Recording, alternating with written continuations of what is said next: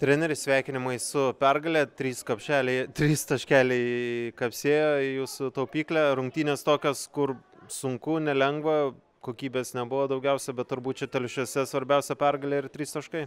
Žinot, teisingai sakot, gal visų pirma norėčiau pasidžiaugti už mūsų komandą, už žaidėjus, kurie, Liepos mėnuo buvo mums sudėtingas mėnuo, nes visas rungtynės žaidėm išvyko ir jas visas pavyko laimėti. Ir gal tai nebuvo visos tokios rungtynės įspūdingos žaidimo prasme, bet, žinot, vis tiek svarbiausia yra pergalės ir mes jas visas pasiekėme. Ir šiandien tikrai nebuvo lengva, buvo tikrai labai sunku ir negaliu sakyti, kad žaidėjai neįvertino Džiugo.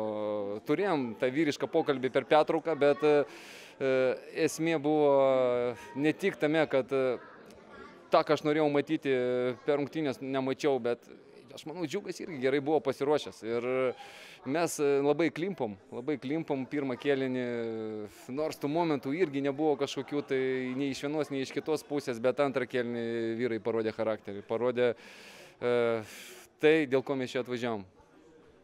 Buvo kalbų apie papildymus, kol kas jų nėra, neklausiu kokia situacija ten, bet kiek manot, kiek šita sudėtis apskritai dar gali tempti, nes kartais atrodo, kad jau spaudžia maksimumą tiek, kiek gali. Aš nežinau, daug kas čia kalba apie tai, kad čia maža rotacija, jūs pažiūrėkite kitas komandas, kitose komandose daug rotacijos. Mes rotuojam kažkur 14-15 žaidėjų, taip.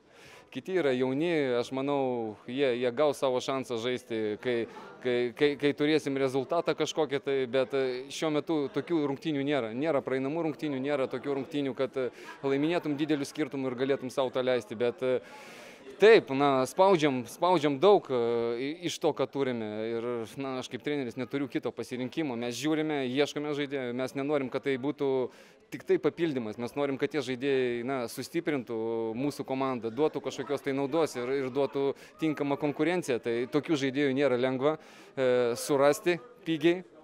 Pasakysiu, kad neturim tokių galimybių mokėti žaidėjams, nors jų yra pilna, kuriuos aš norėčiau paimti, bet dėrybos vyksta ir sporto direktorius Giedrius dirba to klausimu ir aš labai tikiuosi, kad per artimiausią savaitę, gal per 2 savaitės tie žaidėjai gal nusileis savo noruose ir matydami galimybę pasirodyti mūsų komandai ir kažką taip pasiekti šį sezoną, sutiks atvykti čia ir sustiprinti mūsų. Bet, sakau, vyrai šaunuoliai, džiaugiuosi už juos.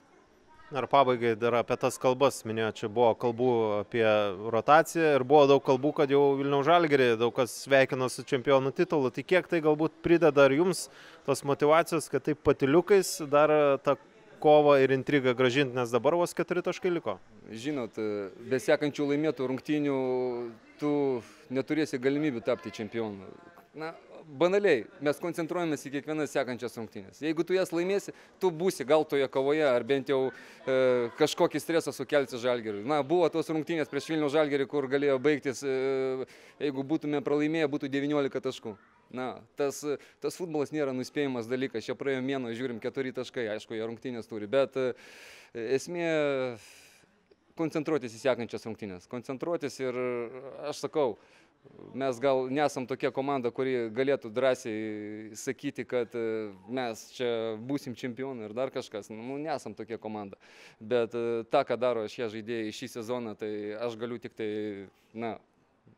nusilenkti ir sakyti, kad mes dirbam maksimum.